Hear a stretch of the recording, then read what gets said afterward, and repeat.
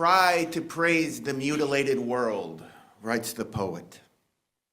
Try to praise the mutilated world. Remember June's long days. And wild strawberries, drops of rosé wine. The nettles that methodically overgrow the abandoned homesteads of exiles. You must praise the mutilated world. You watched the stylish yachts and ships. One of them had a long trip ahead of it, while salty oblivion awaited others. You've seen the refugees going nowhere. You've heard the executioners sing joyfully. You should praise the mutilated world.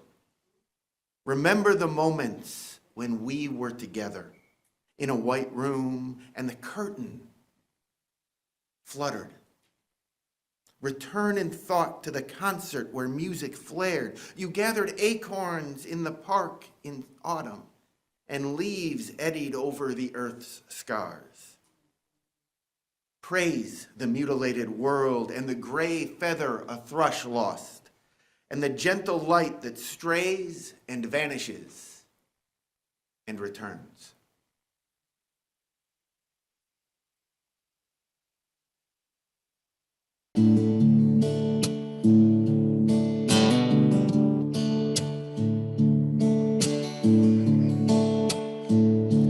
When I was a boy, each week, Sunday we would go to church, pay attention to the priest. He would read the holy word, consecrate the holy bread, and everyone would kneel and bow. Today the only difference is everything is holy now. Everything is holy now.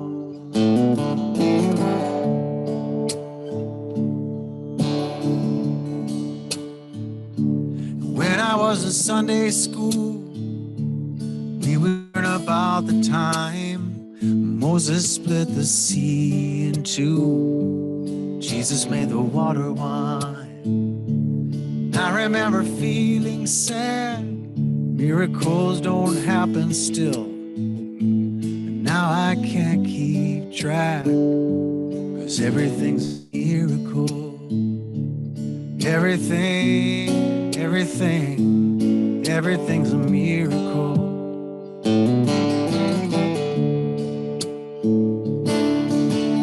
Wine from water is not so small, but an even better trick that anything is here at all. So the challenging thing becomes not to look for miracles, finding where there isn't one. When holy water was rare at best, barely wet my fingertips. Now I have to hold my breath like I'm swimming in a sea of it. Used to be a world half there, heaven's second-rate hand-me-down, but I walk it with a reverent air, 'cause everything is holy now. Everything is holy now.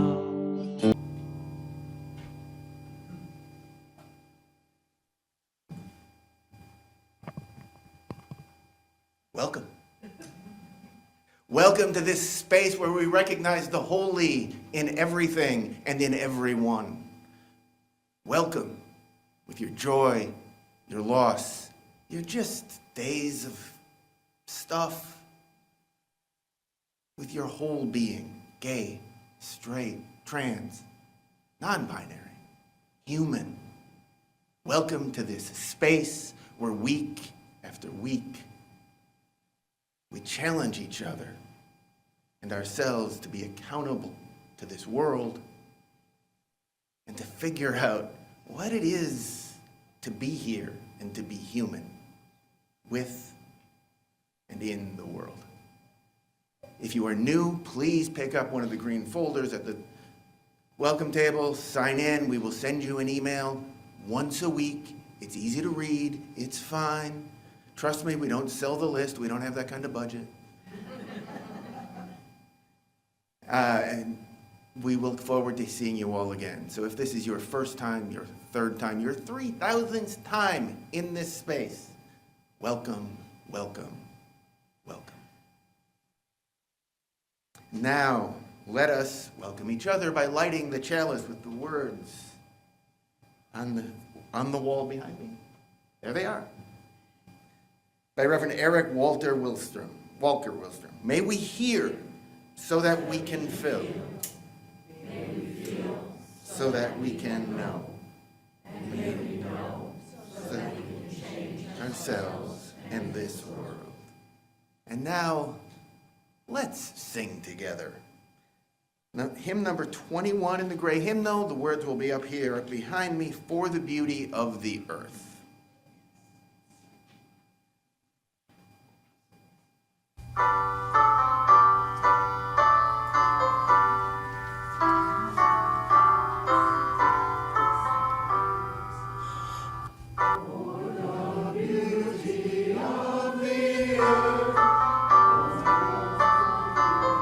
Hold on. Take two. For the beauty of the earth, for the splendor of the skies, for the love which from our birth over and around us lies, source of all to thee we raise this our hymn of grateful praise. For the joy of year and time, for the heart and mind's delight, for the mystic harmony, linking sense to sound and sight, source of all to thee we raise this our hymn of grateful praise. For the wonder of each hour of this day and of the night, hill and vale and tree and flower, sun and moon and stars of light, source of all to thee we raise this our hymn of grateful praise. For the joy of human care, sister, brother, parent, child, for the kinship we all share, for all gentle thoughts and mild, source of all to thee we raise this our hymn of grateful praise.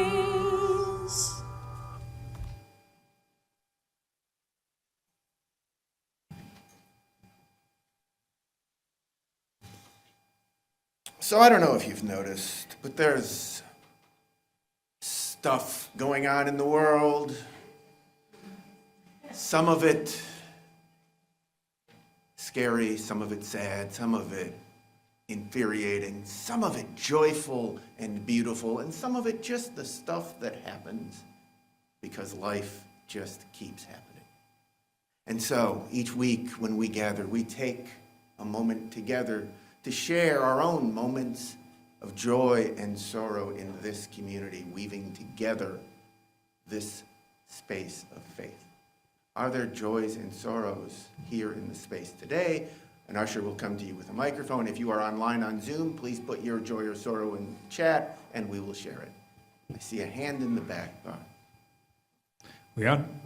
I'm Brian Reese. Some of you have heard from Carla that my father passed away this past Wednesday morning. It's a very complex relationship with my mom, so there is no funeral or any involvement by me at this point. So lost him due to strokes Monday night, and he had heart attacks Wednesday morning and was gone. So.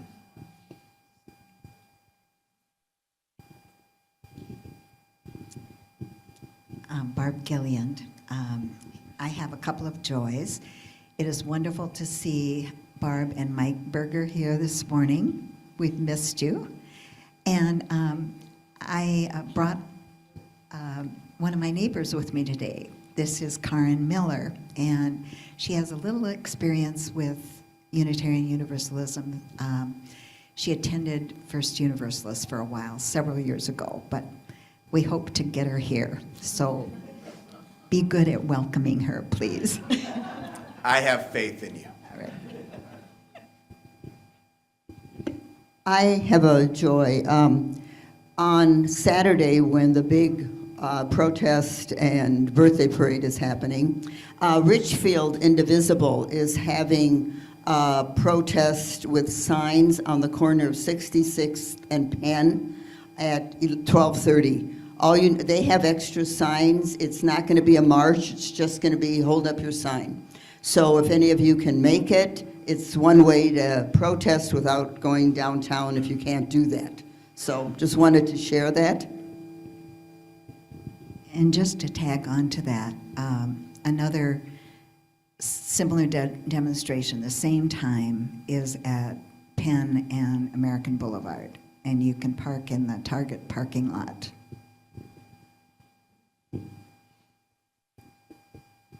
Anyone online? Hi, I'm Laura. So I have been thinking about it a while. I finally got LASIK on Friday, so it's really weird to see without my glasses. But and actually the recovery is pretty fast. My eyes are Questioning dry, so I'm gonna child's carry drops faith. around with me. But Say yeah, it's not a really cool. testament. That'd be very hard to say. See another new morning come. Hi, I'm Barb Say Berger, it's not and a my husband sacrament. is a brother. Tell you that it And can't he sent us a CD. be done. It's great. This morning outside I stood, saw a little red-winged bird Matthew Schneider. shining like a burning I bush, am thrilled singing like a that scripture verse. I can actually say Made me that wanna things bow are my starting head. to move forward. I remember when again church with some let of the out clients that I have how in the federal things have government. changed They're now since then. in the process of Everything finally is meeting the holding on. unrealistic expectations set upon Used to them. be a and world half They're there. actually are now able to move Heaven's forward second and work on rate some hand stuff. me So down, but I walk it with a reverent air, 'cause everything Good morning, siblings. is holy It's a now. challenging situation that I find myself in due to a hearing that I need to attend in Anoka County tomorrow morning at 9 a.m.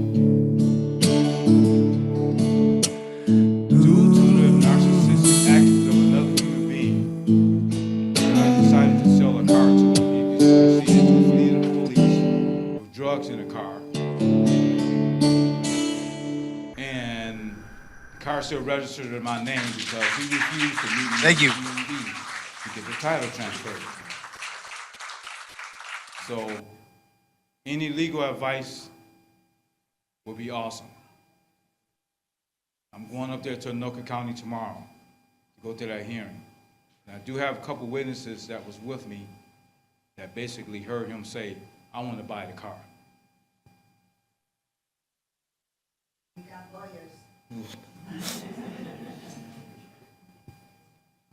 Eve? Well, I need your help.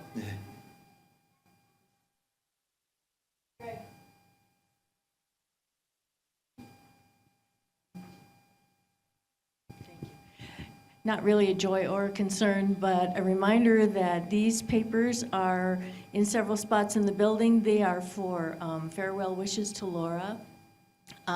If you haven't already filled one out and you'd like to, please do so because we'll be compiling them and binding them before her last service on the 29th. Thanks.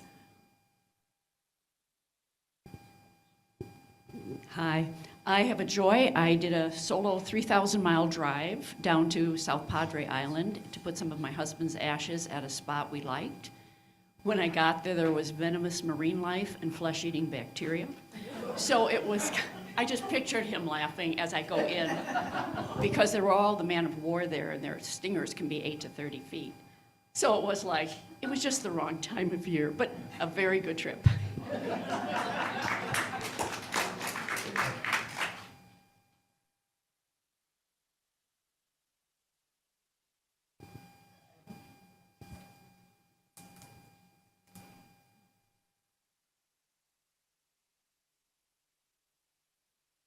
Take a breath.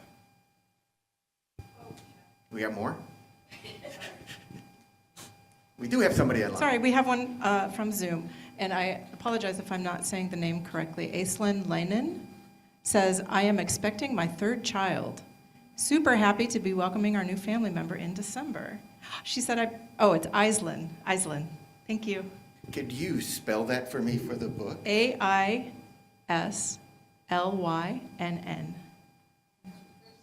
That's her first name, Aislinn. Last name, Leinen.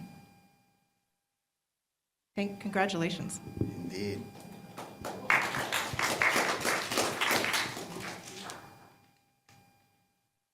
Now take another breath. Keep doing that.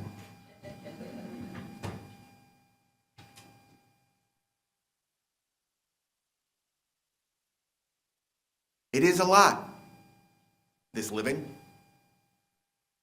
But let us take in the joys and the sorrows shared here. Death and the complications of family. The promise of a new sibling and child.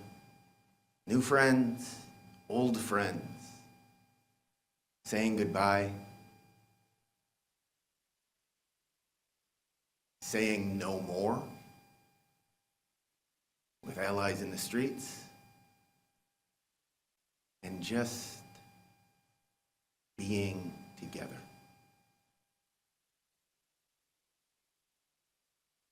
A breath. Let it out. When I breathe in peace. When I breathe out love. Amen. So may it be.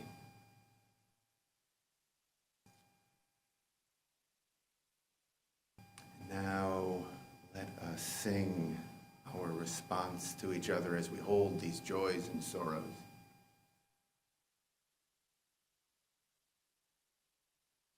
Anybody want to start us? I don't have a note. I mean, I could give you a note. Thank you, Tom. And in the strength of love, and we have found a need to be together. We have our hearts to give. We have our thoughts to receive. And we believe that sharing is an answer.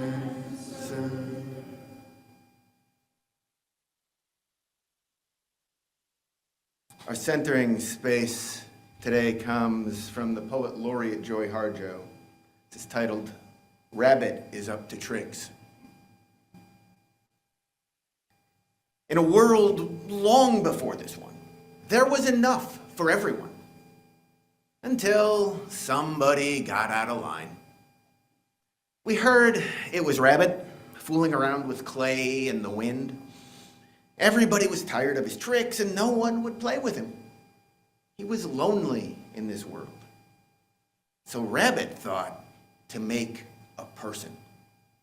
And when he blew into the mouth of that crude figure to see what would happen, the clay man stood up. Rabbit showed the clay man how to steal a chicken. The clay man obeyed. The rabbit showed him how to steal corn. The clay man obeyed. Then he showed him how to steal someone else's wife. The clay man obeyed. Rabbit felt important and powerful.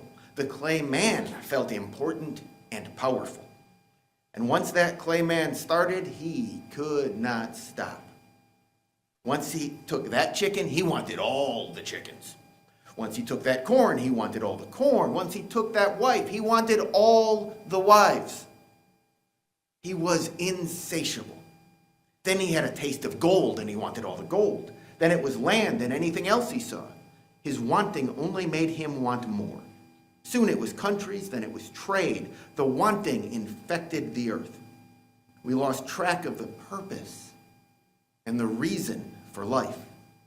We began to forget our songs. We forgot our stories. We could no longer see or hear our ancestors or talk with each other across the kitchen table. Forests were being mowed down all over the world. Rabbit had no place to play. And Rabbit's trick had backfired. Rabbit tried to call the clay man back, but when the clay man wouldn't listen, Rabbit realized he'd made a clay man with no ears.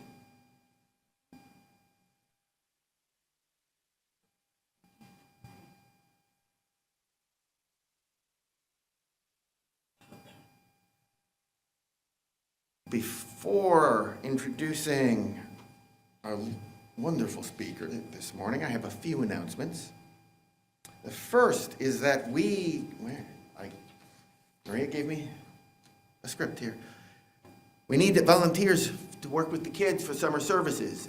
It takes a village to make those summer services work. We have greeters, ushers, musicians, hospitality, worship leaders, and volunteer teachers helping our children. Volunteer teachers, all caps, you're very important.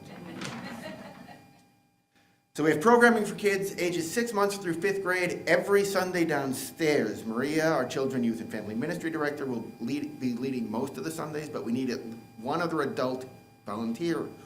Youth are welcome to join and help out too. No experience necessary. Support is provided. You will survive. I've met the kids. They're pretty great.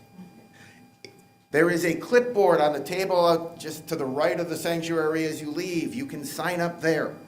Please do. Don't make somebody walk around with the clipboard. Or you can email Maria at cyfminvalleyuu.org. That's on the website, and she will connect you. So please do sign up for that. Other announcements. There is a meeting of the CUPS. I don't remember what that all stands for. But UU Pagans, they're meeting after the service today. Go get some snacks and then gather with them. Anybody know what room they're using? We were going to ask you. If nobody's in the fireside room, we'd like to take that. Fireside room. We're going with the fireside room. Vision 2028 listening session is after the service. I believe that's in here. We're going to go within here. Cool. All right. I just love this power. And then tomorrow at 7:30 here, there's an opportunity to meet and greet Reverend Diana, who will be the new minister starting in August. So please join us for that. And finally, related, this was put in the box for joys and sorrows that I forgot to read it, but it works with our announcements to some extent. Our offering for the summer goes to support Bloomington Pride. The money will go to help fund our sponsorship for this weekend's Bloomington Pride, and then hopefully help us continue to sponsor them into the next year.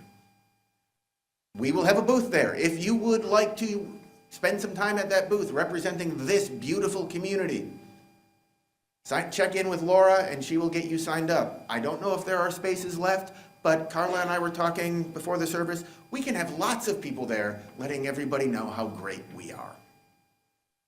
Related to that, one of the joys that was shared in there was a mention of a cafe in Minneapolis, queer community. It's on Hennepin, near Lake and Lagoon. Go support it.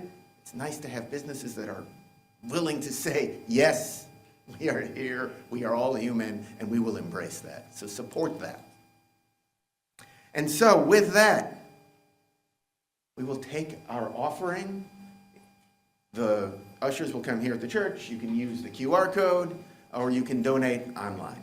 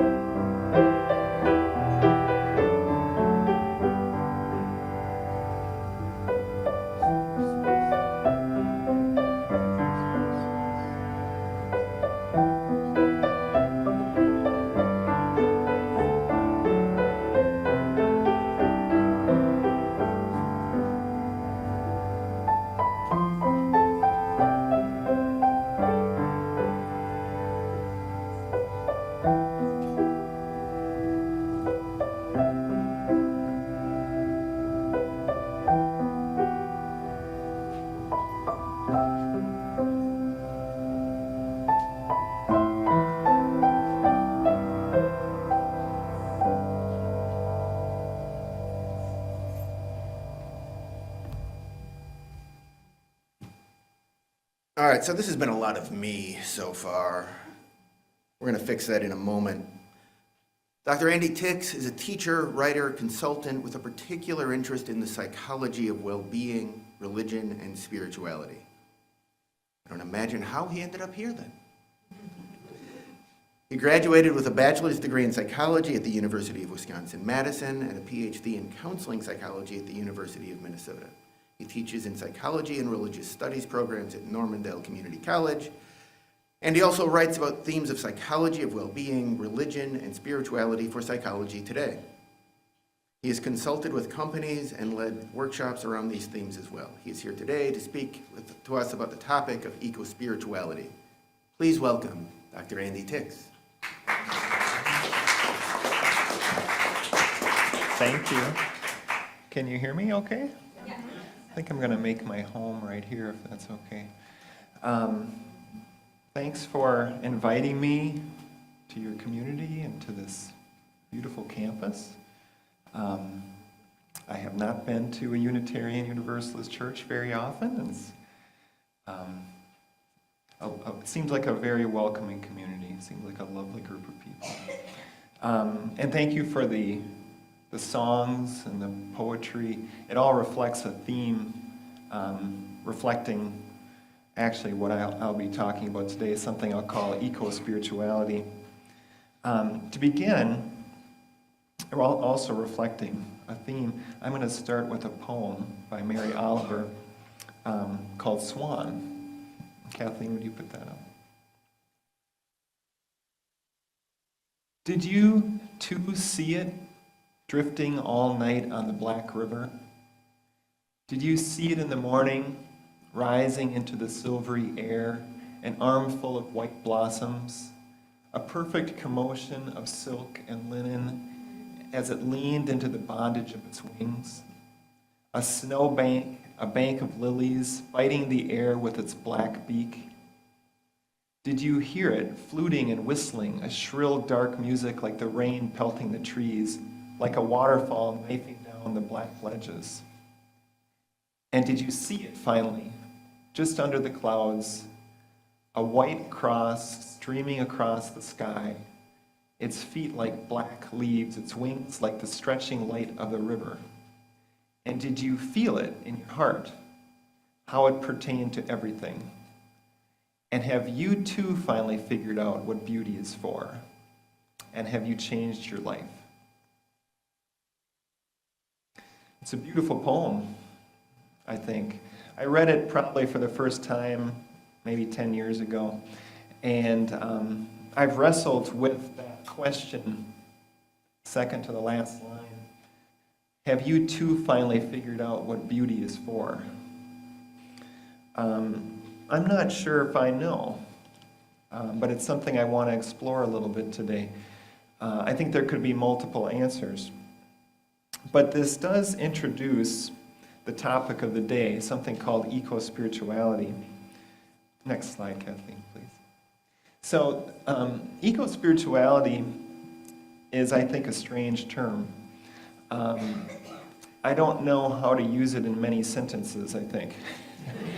I don't think I would probably ever say I'm an eco-spiritual person, although I think that is grammatically correct. It's a term I just learned about this year, and I'll talk a little bit more about that. But essentially, it's probably something many of you have felt in your heart before. It occurs when we feel a spiritual connection to the natural world. Eco-spirituality is when we perceive nature as sacred, or holy, or divine. It's when we're in nature and we feel a sense of awe, or reverence, or devotion. I see eco-spirituality in the poem I read, and actually in a lot of the service so far.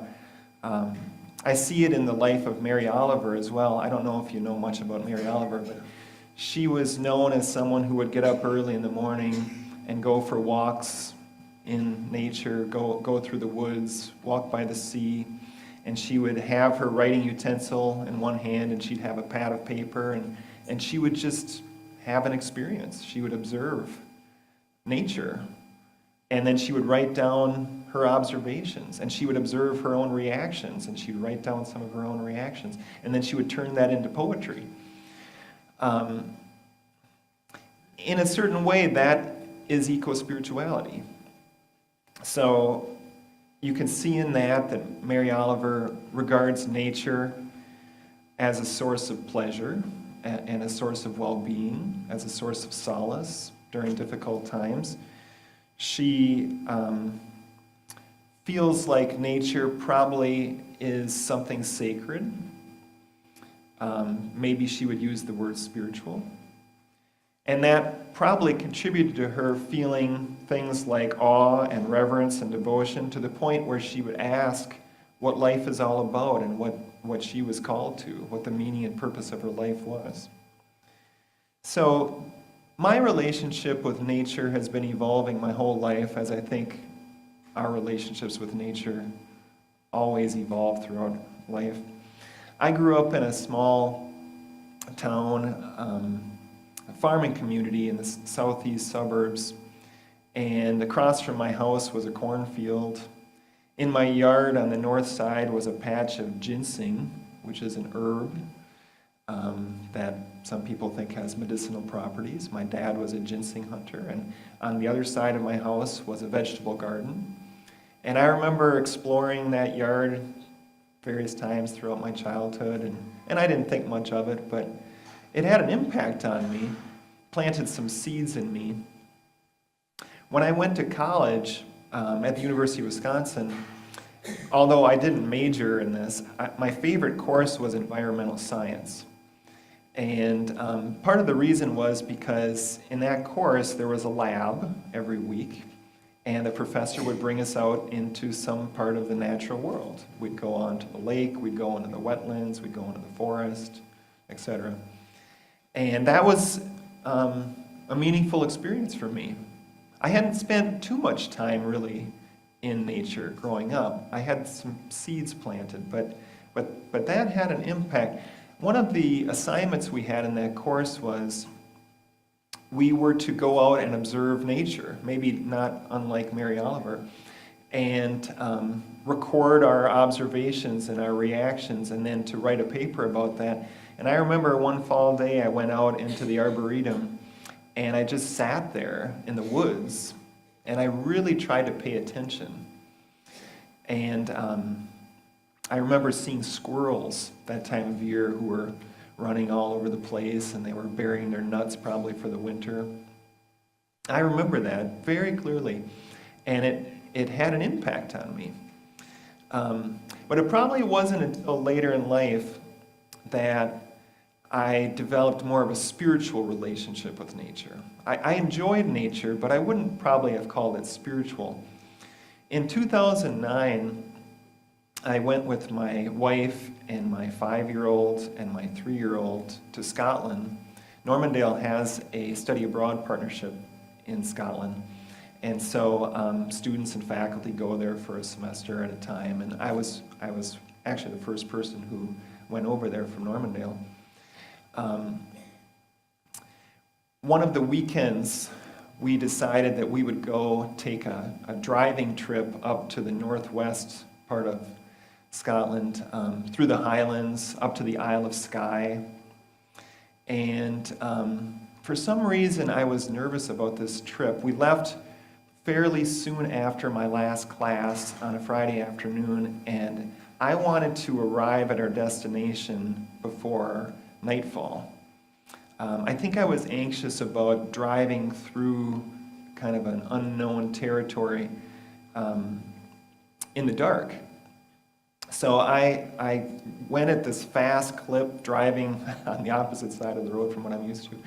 And we did fine for a while. We had dinner, and then we started going up these hills and down on these narrow roads, and turned around on these curvy roads, until my 3-year-old at one point announced, I'm not feeling too well. And I wanted to get there before nightfall, so I just kept blazing through. And then at one point, they got sick.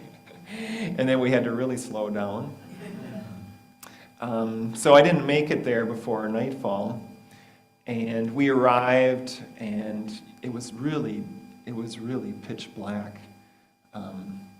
So, everybody got settled in, and there was a storm coming through.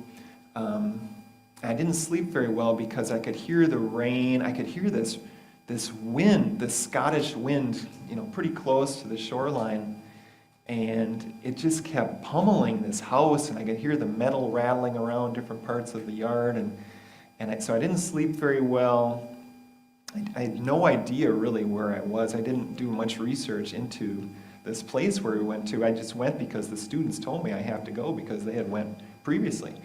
So the next morning, I was pretty restless, and I got up pretty early, and it's mostly dark out. Maybe there was a little bit of sunlight starting to come up.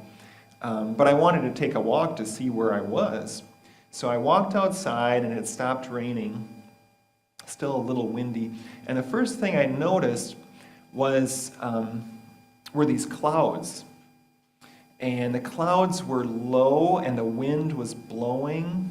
It felt like I could touch them. I mean, they felt like they were right there. And I kept walking, and I watched these clouds. And then I looked up, and I realized I was surrounded by mountains. I was nestled among 5 mountain peaks, snow-capped mountains. I don't know how we got through there. Maybe that was part of the up and down part of the trip. But anyways, there I was. And I remember saying, whoa. And then I looked up higher, and I could see the stars, and I could see the moon. And I just stopped, transfixed.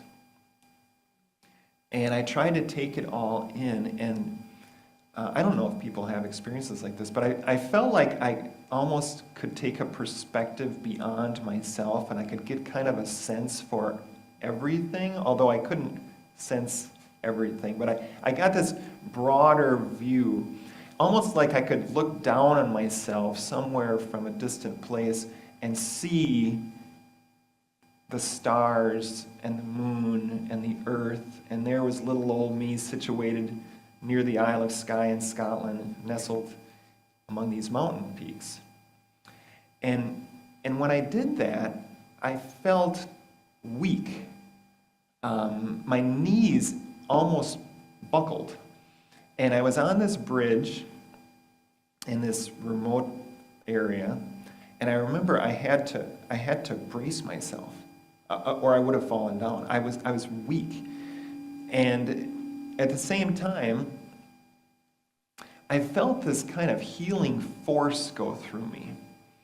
I don't know how to describe it. Almost, I've never felt electricity go through me, but almost like it was electricity. Or almost like there was water being poured through me. And so I had this anxiety and this tension and this restlessness. And as it went through me, it kind of went from my head down, and all that negativity just washed away. And it brought with me a sense of clarity and centeredness and grounding. Now, I had been raised in a religious home and taught to believe in God, and that was in my head. I kind of intellectually had a sense for something, a creative force. But in that moment on that bridge, I felt like it kind of went from my head to my heart. And I felt it. And I don't know what you call this thing. I don't know if it's a thing, or if it's a body, or I don't know if it's an energy. I don't know what it is. But in that moment, I felt like this force must be more powerful, must be grander than I had intellectually kind of been thinking my whole life. And I felt it. And so I don't think we have these kinds of experiences too often if we're lucky to have them at all during a lifetime. But that change from my head to my heart, where I saw this as spiritual, has stuck with me.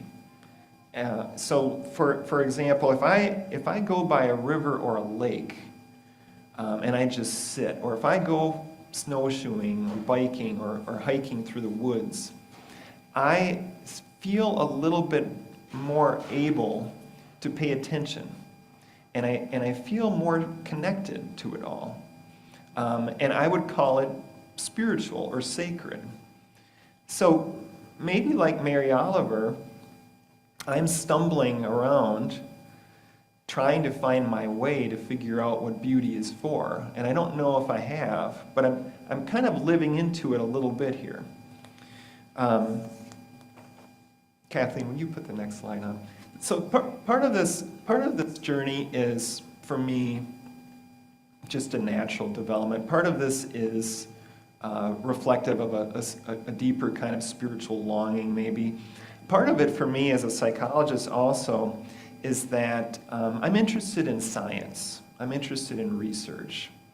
And so this was an article that came out actually just April of this year on eco-spirituality. I think I might have heard this term before, but I paid attention when I came across this. And what the authors in this article discuss are two of the great challenges facing us in our world today.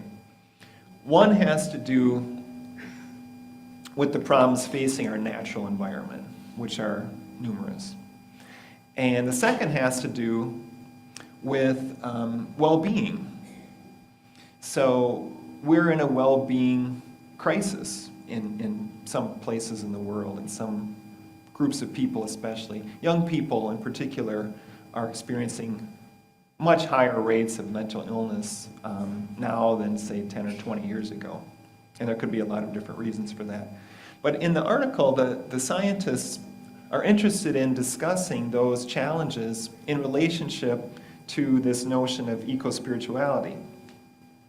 So, with regard to the challenge of personal well-being, eco-spirituality may be a critical source of positive emotion, comfort, particularly during difficult times, and meaning.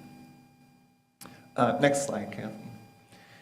So taking a little bit of a step back, this is a little different than eco-spirituality, but there is a lot of research on the benefits of green, the benefits of nature.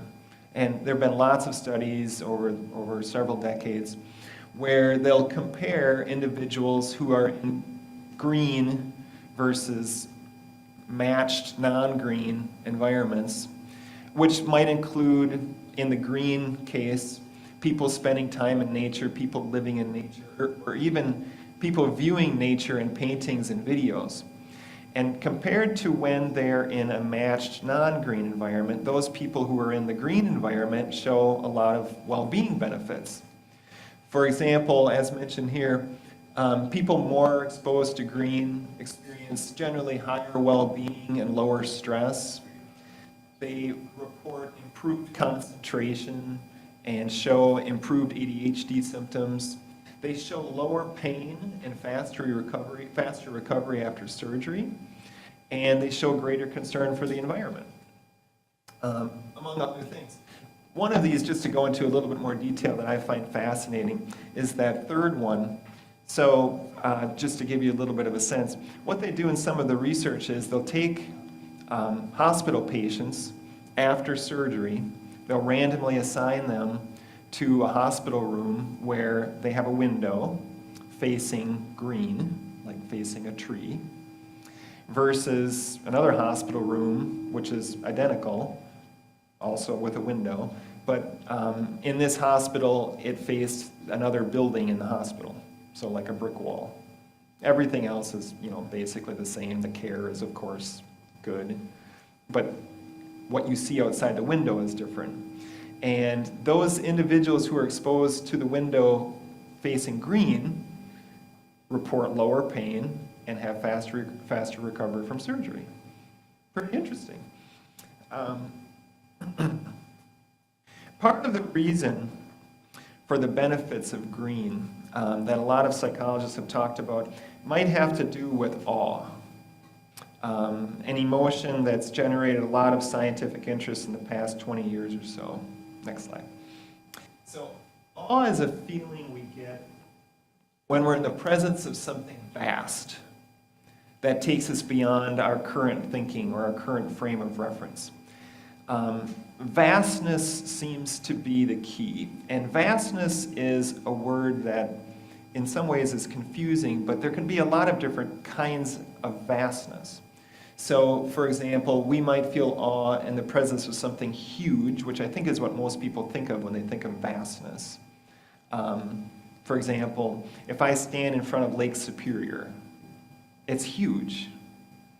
When I told my story about being in Scotland and I looked at the mountains and I saw the stars and I kind of got a glimpse of the solar system, obviously that's huge. A couple weeks ago, my family visited my youngest who's attending college in Washington State, and the trees are huge. There are these giant sequoias on campus, and we would just sit under them and look at them, and I would just marvel, and I'd feel small in the presence of these trees. Some other kinds of ways you could experience vastness is you could be in the presence of something powerful, like a storm, or you could be in the presence of something vast in the sense of time. Time can be vast. If you're sitting by a river and you realize that that river will long outlast you and has been there way before you, and you get kind of a sense of that, a whiff of that, that feels vast. You can also feel vastness actually in the presence of something really tiny, like under a microscope, or if you look really closely at a flower. Recently, I don't know if people have been noticing, but the cottonwood trees have been blessing us with cotton in some really strange ways this year. And my wife and I will sometimes go for a walk near our house, and there is all this cotton lacing the trails. And sometimes we'll stop and we'll pick it up and we'll let it run through our fingers and we'll really inspect it. And sometimes we'll scoop it up and really look at it like a pile of snow and then blow it. And it's amazing if you really pay attention to it. So awe has physical properties, and they're interesting to kind of recognize, helpful to recognize. So awe can bring us to tears. Awe can make us feel like we have the chills, like we shiver. Awe can bring us goosebumps. The word awesome obviously has been way overused and in some ways has wrecked the whole concept. But if you notice that you're coming to tears to something beautiful, or you notice that you're having chills or you're having goosebumps, that might be a time to stop and notice, okay, this is awe. This is an important experience here. And it's helpful sometimes to be able to connect what's happening in the body to the emotion. Awe can expand our thinking. It can expand our beliefs. It can even change our self-identity, partly because awe is essentially destabilizing. So you come into a moment with some thoughts, with a frame of reference, and then you confront something vast that you can't really make sense of. And that can cause us to rethink, and that can change us. So to give you a little bit of a sense for some of this, I'm going to talk about a couple of studies in detail. And then also talk a little bit about a broader sense of how awe relates to well-being. Next slide, Kathleen, please. So the first study is a study of whitewater rafting, where they took 124 military veterans and underprivileged youth, and they had them participate in a whitewater rafting trip in collaboration with the Sierra Club in California. Sometimes it was 1 day long, sometimes it was 4 days long. A lot of the youth in particular had never done anything like this. A lot of youth, I think we oftentimes forget, don't really spend too much time in nature, don't have these kinds of experiences that mean so much. And that was true in this study. So the researchers actually accompanied the participants in the trip. Sometimes they would record, they would do measurements before to after. And what they found was that compared to before the trip, 1 week after the trip, the participants reported more awe, higher well-being. And the real reason why I want to mention this study here is that the veterans who came into the study with sometimes some PTSD symptoms from combat experiences, on average reported a 30% reduction in PTSD symptoms from before to after the trip. Now, obviously nature or awe doesn't cure mental health struggles, but 30% reduction in symptoms is a pretty significant reduction in symptoms, even if it only lasted for a week or two. So it's a resource which we can think about. Okay, next slide, Kathleen. A second study was done with awe walks. And in the research, they took 60 healthy older adults aged 60 to 90. They randomly assigned them to different kinds of conditions, both of which involved weekly 15-minute outdoor walks for 8 weeks. So in one condition, people just went out, they went for a walk outside, 15 minutes for 8 weeks. In the second condition, in the awe condition, they did that, but they had the participants focus on seeking and experiencing awe. So they were taught a little bit about awe. They were taught how to look for vastness, how to become absorbed in the moment. So what they found in the study was that those who took the awe walks felt more awe, displayed more humility, felt more positive emotions, and reported lower distress. And interestingly, the results grew with time. So a lot of times people wonder whether you could become sort of desensitized to this. If you seek awe, you get used to it. But actually what the research finds, if anything, is it's almost like a skill. You get better at it if you're focusing on it. So over the course of the 8 weeks, the participants over time felt more positive emotions, lower distress with time, with practice. Little bit of an aside here. So I talk about some of this stuff in my courses at Normandale. And in my Introduction to Psychology course this past semester, I was talking a little bit about awe in relationship to stress and trauma. And at this point, we did it. So I had the instructions from the original study, and we went outside. Some of the students went into the woods, some of the students went to the Japanese garden, and I told them to shut their phone off, and they were by themselves, and they had to see if they could seek some awe, see if they could experience some awe, and then if they had a whiff of the vastness to focus on it and see if they become absorbed in it. They come back to the classroom, and before presenting the actual results, I just asked them, what did you experience? How did it feel? What did you observe? There was this one woman in the back of the classroom named Sophia. She hadn't said a word the whole semester. This was 3 weeks, three months into the semester. I don't think she had said a word to me or said a word in class. And so I asked, what did you experience? What did you observe? And Sophia in the back raises her hand, and I was like, oh my gosh. Sophia hasn't raised her hand the whole semester. Sophia, what did you observe? And she stands up and she goes like this. She said, I felt joy. And then she sits down. And, this is an 8 o'clock class. Most of the time, people are pretty sleepy. I wonder, how often someone like Sophia gets into nature.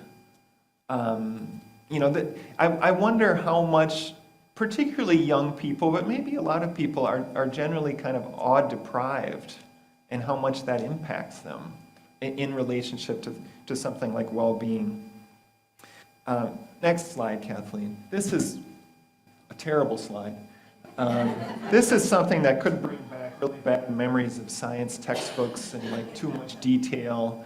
But this is a theory of awe, and I pointed out mostly just to kind of mention, this is an emerging science.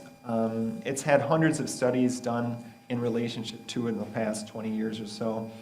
And there are some gaps of knowledge, but awe seems to affect us physically. It decreases our sympathetic nervous system, our fight or flight response. It makes us more calm. It decreases our body's inflammation response. It increases chemicals that encourage bonding or a feeling of connection with others. It decreases a part of the brain called the default mode network, which has to do with self-focus. So when we feel awe, our focus on ourselves decreases, and our focus on others and the natural world increases. And in relationship to the challenges of our time, we might need a little less self-focus. We might need a little bit more connection to things beyond ourselves.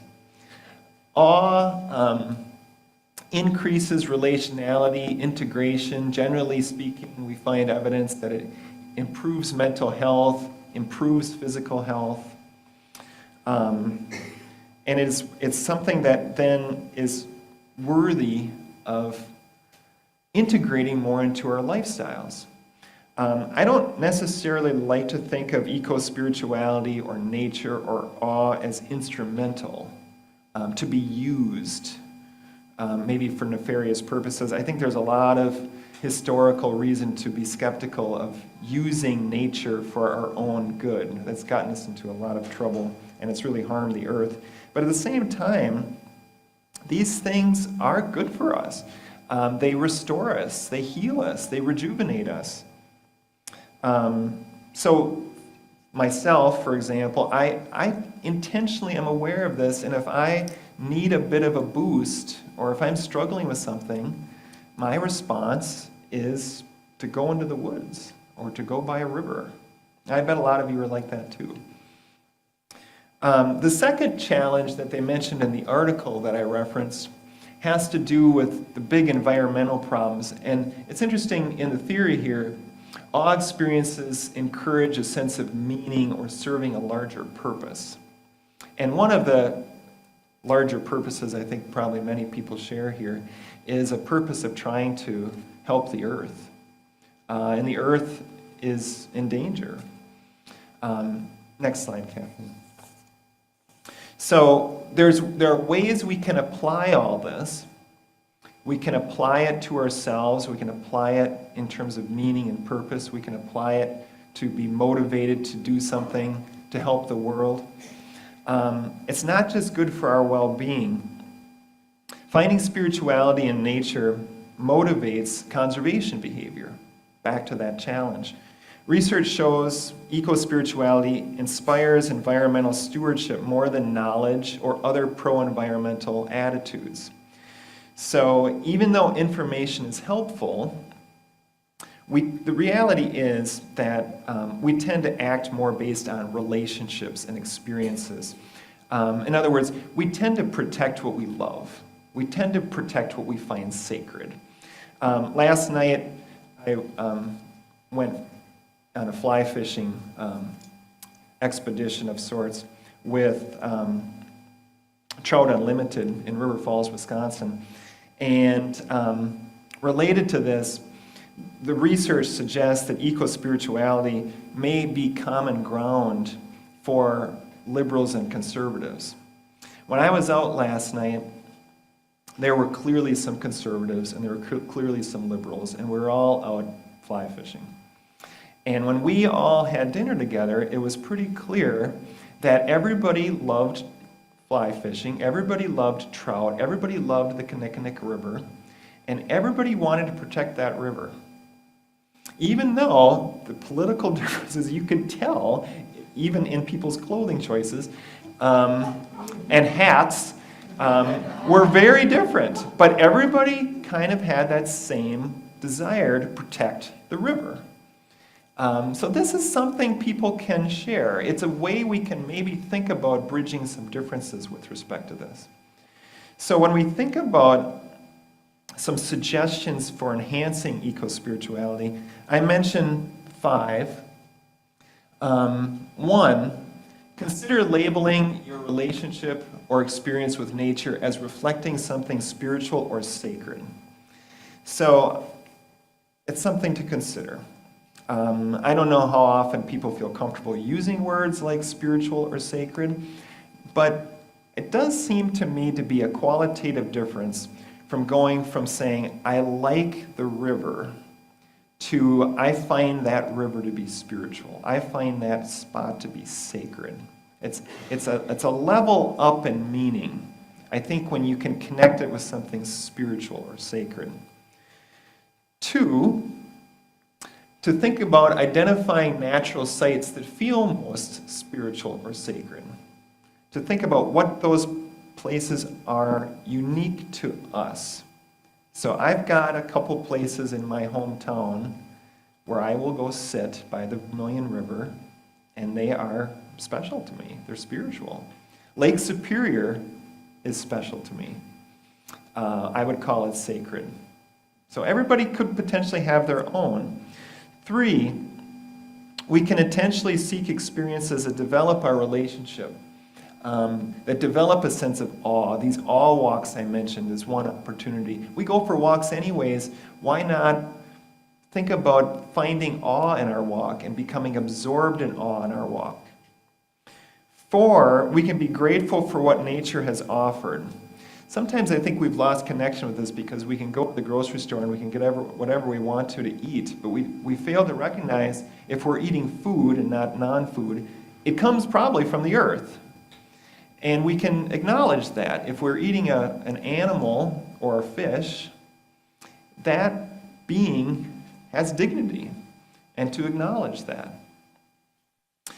5, then, based on all this, we can find part of our meaning and purpose in working to protect some slice of natural beauty close to home, or big picture, getting involved in broader projects that promote environmental stewardship and justice. Returning again to Mary Oliver, I don't think she ever really directly answers the question of what beauty is for, but she does respond poetically. And I think, from my perspective, with an eco-spiritual lens. We can see this in her, I think, most famous poem, The Summer Day. And I'll close with this. You can think about this in light of what we've been talking about. Who made the world? Who made the swan and the black bear? Who made the grasshopper? This grasshopper, I mean. The one who has flung herself out of the grass, the one who is eating sugar out of my hand, who is moving her jaws back and forth instead of up and down, who is gazing around with her enormous and complicated eyes. Now she lifts her pale forearms and thoroughly washes her face. Now she snaps her wings open and floats away. I don't know exactly what a prayer is. I do know how to pay attention, how to fall down into the grass, how to kneel down in the grass, how to be idle and blessed, how to stroll through the fields, which is what I've been doing all day. Tell me, what else should I have done? Doesn't everything die at last and too soon? Tell me, what is it you plan to do with your one wild and precious life?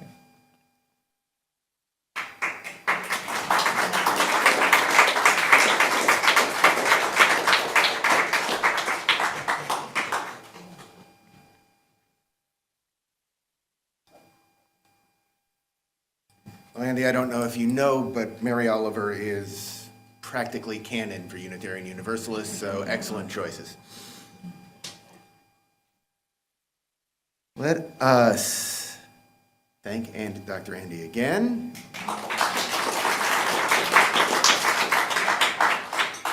As a minister in training, I will back him up on encouraging the idea of finding sacred or spiritual. They aren't scary words. It's okay. You can even pray.